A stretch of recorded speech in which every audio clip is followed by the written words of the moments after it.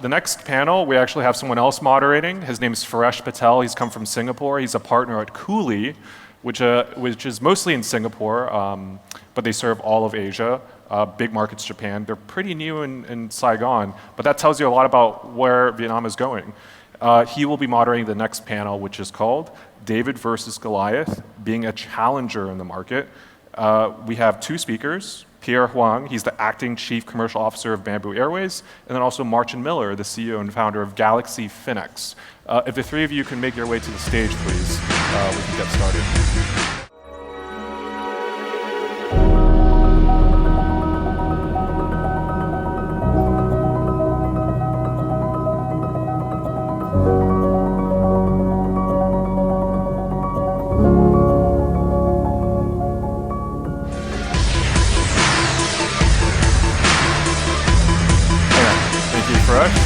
Great to have you. Welcome to Saigon. Take a seat on the side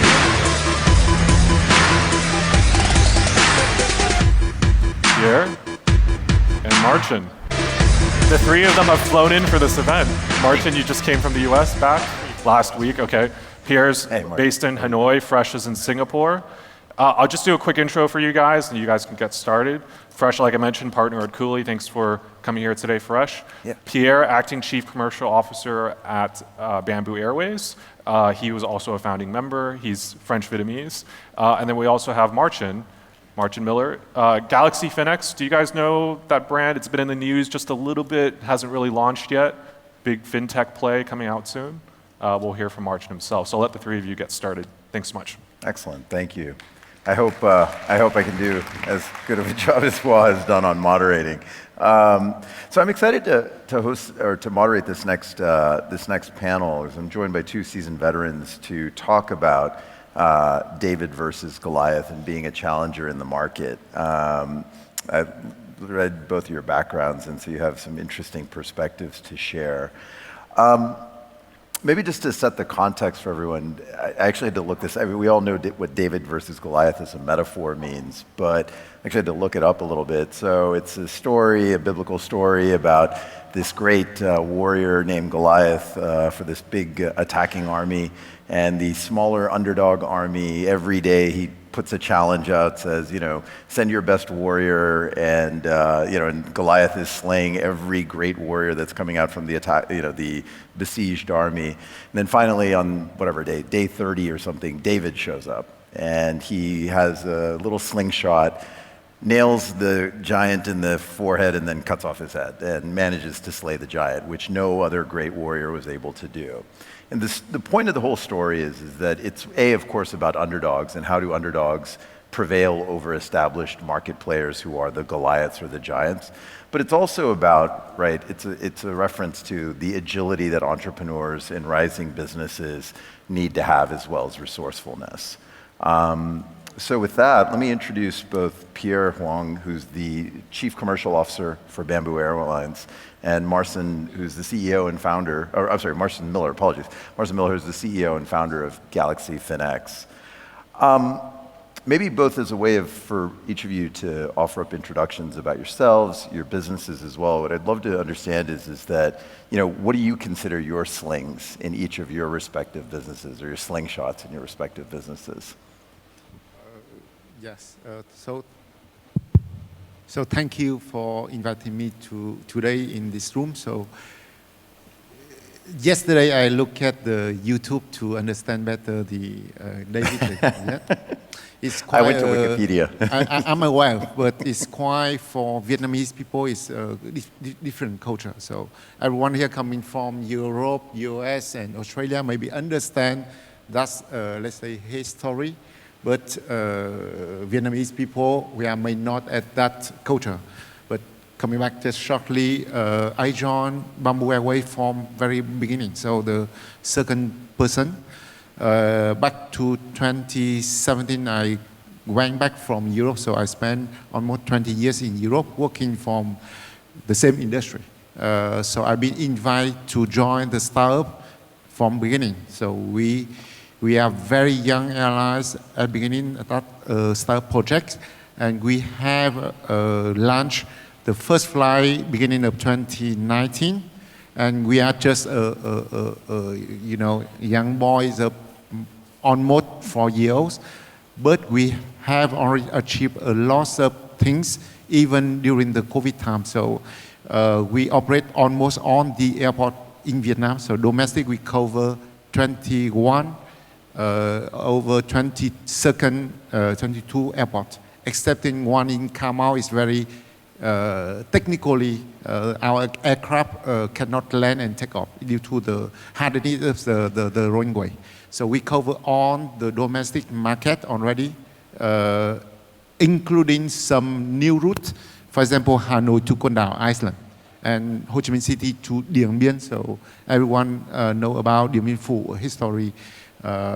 So we even have introduced new routes, and we operate already international. So we operate to 8 countries, travel route to Australia, Melbourne and Sydney, from both Ho Chi Minh City and Hanoi. In Europe, we operate already to Germany and UK. In the region, we operate to Japan, Korea, Taiwan, Singapore, and Thailand. So we even have project to open the route to China, to US, and many other destinations in the coming months when we have more aircraft. So that a lot of achievement that we have done. Maybe we talk it later during this talk, how we can do it with a young boy of just under 4 years, how we do it. Thank you. Thanks very much for that. Marcin? So thanks a lot again for inviting me. I'm actually FinX, maybe starting with FinX, is a company that we just founded last year. What we try to do is we try to build a digital banking platform that will revolutionize the way you approach banks and your financial needs in Vietnam. We're not yet in the market, so you will not be able to see us yet. We're going to launch next year. It takes a bit of time to build this platform, but we will be bringing some what we hope to be significant innovations in the space of liability products, lending, and investment products to the Vietnam market. So that's what we are trying to do. We think there is still a lot of potential in Vietnam when you look at the underbanked penetration, when you look at relatively still, in my view, limited access to lending and investment products. And we would like to tap into this space, and of course we position ourselves a bit against the incumbent players in the financial services and fintech environment, which is quite challenging because it's extremely fragmented.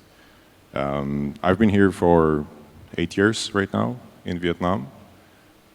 In FinX we have a team of 105, actually 170 people. If you look at the team that we have between Vietnam and some of our engineering team that is based in India. And so I can tell you a bit more, but I will be able to really showcase you how this solution works next year. We don't want to reveal it yet. And before I founded FinX, I was actually spending some time working with Bruce, who was speaking as the first speaker in McKinsey. So I came on this consulting platform to Vietnam. I worked with a lot of large conglomerates here to help them launch new businesses in offline and digital space. Fair enough. Well, thank you for that as well. Maybe just to follow up on that, Marcin, is that right? Like, because I saw that you were at McKinsey and that you were representing the, kind of the Goliaths, if you will, right? In markets where we work with neobanking or, digital financial platforms, invariably across Southeast Asia, broader APAC, right? I mean, this is really true anywhere in the world, right? Like, I mean, you're going up against the large banks, or perhaps you're going to figure out how to partner with them and, become like a marketplace. But how do you tackle at least from my sense, a market like Vietnam, where it's highly disaggregated in terms of in the banking sector, right? People go to reliable brand, their perception of a reliable brand, which would either be like a state-owned or a large, domestic player. Like, how does one overcome that, right? I mean, without asking you to turn all your cards over, but. Well, you need to, first of all, you need to build a superior product. So we are a product-driven company where we believe that the superior product will kind of defend itself and will be then recommended by our users between each others. Now that's something that is a precondition for having the ability to challenge the incumbents. And of course the product needs to be different. But then to establish the trust, you need to do a lot of groundwork at working with your first users, like working very, very closely with them, not only in the online digital environment, but also in offline environment to establish this basic trust. And you do need to position your brand in the right way. And branding and marketing for all these ventures that are being built in the more commoditized industries, and banking, actually even fintech in Vietnam to a certain extent is a bit of a commoditized industry. Telecommunications industry is a similar industry if you think about new players entering the markets where, like, you know, there are other telco players out there. You have to have very good branding and marketing strategy. And that's something that we also put a lot of attention to. Got it. Well, Pierre, similar point, right? So, because Bamboo's, you were saying, founded 4 years ago, right?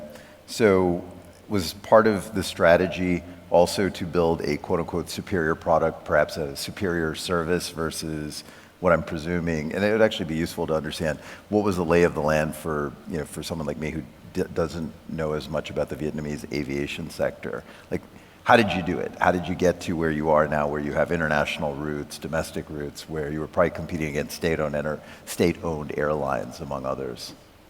So the use case of Bamboo Airways, when at the beginning we just when we discussed about how we will do, how we will enter to the market, we observed that at that time we have two big players. One is Vietnam Airlines, the national flag, so everyone know. Very big fleet, lots of routes, international and domestic. Provide full service, quite a good level. We have second one, Vietcetera. So Vietcetera is newcomer, but quickly introduce a new customer segment. So I just remember when I was still in Vietnam, more than 20 years ago, to travel fly, to go to abroad is really difficult. Not is for everyone. But now Vietcetera introduced a new customer segment is that everyone can travel. Travel service become commodity. So everyone, even the people, worker from the countryside, everyone can get the ticket. So air transportation is much easier. But of course, Vietcetera is low-cost model. So in terms of service, they sacrifice the service to get a very good price. And we see that there is a gap why we can provide the very good service, but as we are private, we are startup, we do a good job to optimize the cost for our operation. So we can still provide the good service with the reasonable price. We never reach the same level of low cost as Vietcetera, but we offer to the customer in Vietnam and abroad, of course, the ratio service quality to price is the best. So we enter in this business model. And how to do it? Of course, we are a private company, so everything should be optimized. We are startup, everyone do the job. Myself, I have to do, we just few example. For example, we set up, we talk about the core banking or digital banking. We set up the core system of our company with myself and two guys. So comparing to perhaps a project of hundreds of people, we did it with 3 people. And then we set up everything with a very, very agile, small, and of course very mature and smart guys in order to optimize and quick, because if we are a small team, we go quick. And that's why we go very quick in the market. Secondly, we provide at the results the priority on the safety. Today, no airline PR ourselves from safety. Safety is our responsibility to transport people from one city to another. The most important thing for one airline is safety, but we don't PR it ourselves. And the second thing we do very well is on-time performance, because we observe that, for example, I cannot tell the name, but if you pay less and you're at the airport and you have a 2-3 hour delay, if you miss a meeting, you miss an appointment with the customer, it's a nightmare. So we put our priority to the OTP, so on-time performance, and on the resource, on energy, on the optimization in every second to keep the OTP. And we are the best airline in Vietnam in terms of OTP, and we keep it at 94 to 95%. So it's very, very high level. The second thing, we have, people training. It's much less investment than investing on the infrastructure and the aircraft itself. So we put our priority on selecting our cabin crew, doing a lot of training. So the attitude, the customer service-oriented mindset is one of our key factors. So we are, let's say, voted at airline the most, let's say, the best service provided to the customer, at least in the attitude.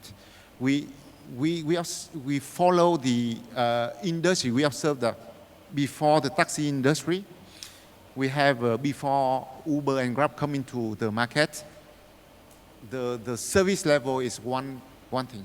And when Grab, Uber coming, the taxi transform themselves to provide better service or attitude to customer. And I'm quite proud that Bamboo Airways also changed the mindset, change the level of quality even our competitor provide to our customers. So the whole aviation industry need to improve for the competition. And the best thing is the customer service provided to everyone. So that's we are proud of it. So, and at last, the digital transformation. Here we talk about the innovation. We invest a lot. We put a priority because digital business transformation is our key factor. That's why we invest on the customer experience in digital channels. So 2019, the first year, we have 80% of our customer bought the ticket via the digital channel. Today, we reach the level of 40%. So we improve the digital experience because we observe that we have collect from Meta, Facebook, or collect from Coke, or collect from TikTok. I don't know if someone talked that. We observe that our new generation is quite get used with smartphone and social media. So we see that is the future of our customer, and we pay attention to invest to provide the best customer service, not offline, that offline, but also digital experience. That's something that our three key factors that we put the priority and keep and develop everything around this. Thank you. Thanks for that. Marcin, for you, I mean, maybe a play on this, right, which is that, right, like some of your strategy, maybe it's price, maybe it's clearly it's going to be on time, the equivalent of in fintech or financial services, on-time performance, quality of execution, all of that stuff. What I'm curious about is that as a leader, how are you motivating your team? Obviously, look, like you've put together, I'm sure, an inspiring group of people who are all innovative, but how do you keep them motivated while you're gearing up and what are choppy markets for a big launch against the Goliaths, which also then I imagine goes to, how do you maintain that motivation vis-a-vis investors, channel partners, customers? Like, how do you do that? Oh, yeah. Actually, I would say everyone likes to disrupt. Disruption is exciting. If you can build something new and you give people an ability to basically, in a way, fulfill their dreams that they could not really put into reality when they were part of larger incumbent, let's say a bit more old school organizations, I think this immediately kind of gives you a lot of kind of motivation boosts. Because where we build value is, I think, across 3 dimensions. One is the overall experience of users, kind of end-to-end experience that goes back to the kind of how they experience the product, how they experienced our services, which is already very different than what you can right now get in Vietnam when you have, you have digital banks or fintech players that have service 24/7, but you can call us between 8 and 5 p.m., yeah? Which for me is not really a customer service experience that you would aspire to have. The second area is you want to bring innovations in products. And bringing innovations in products in financial services space, which is highly regulated, is very difficult. And if you try to do that within an existing organization that was around for 20, 30 years, you would usually hear, no, you can't do it. And the way these organizations sometimes are configured, especially they want to make sure they 100% meet the regulations. And that's very important, but then they somehow lose the ability to actually innovate and introduce new things that are 100% compliant with regulations. But still, it might be something new, we don't know how it's going to work. All these questions basically often kill ideas in the boardrooms of those large corporations. So, and the third area is branding marketing that I told you. So if you combine those 3 areas and you build something new, I think your organization is very excited. And your organization will actually, people will feel a lot of struggles. There will be a lot of problems. There's always a lot of problems because it's a highly regulated industry. But the satisfaction of actually overcoming those problems and finding ways to innovate and develop new products, I think gives you an amazing boost. And if the leaders of the company, and I think in our case that's exactly the case, can support people to drive their own kind of agendas and develop products, have ownership, then the motivation is there. Wow. I like that. Disruption is exciting. It is true, right? I guess in the remaining couple of minutes that we have, maybe a question for you get to pick, which is that this probably one version is more applicable to Pierre, which is that, but for both of you, either what do you want to tell those aspiring Davids, if you will, versus the Goliaths here in the room, things, parting advice or words of wisdom, or other option is that a personal example, just even in your own career, where you faced a David versus Goliath kind of moment and how you overcame that. So, toss-up question for either of you. Can I just 1 second about the previous yeah, of course. Question? Sorry.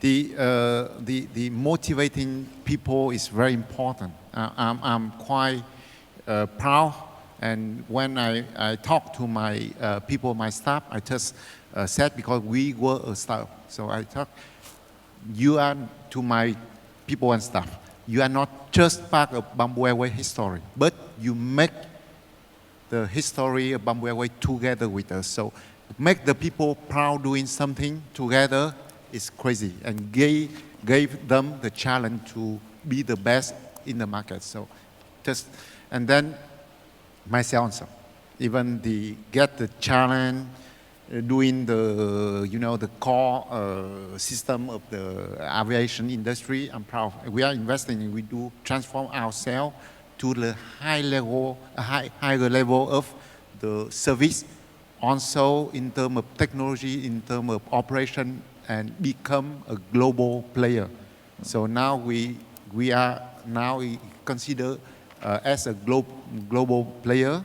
And we hope that, and we target in 5 years, we become some kind of airline equivalent to, the national flag.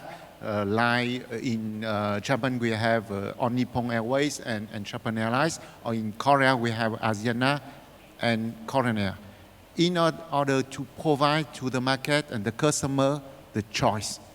Customer have the right to choose the best service, the reasonable price on the market. We need to have a dual or many choice on the market than the monopoly. We know that monopoly will not be the motivation for everyone to grow.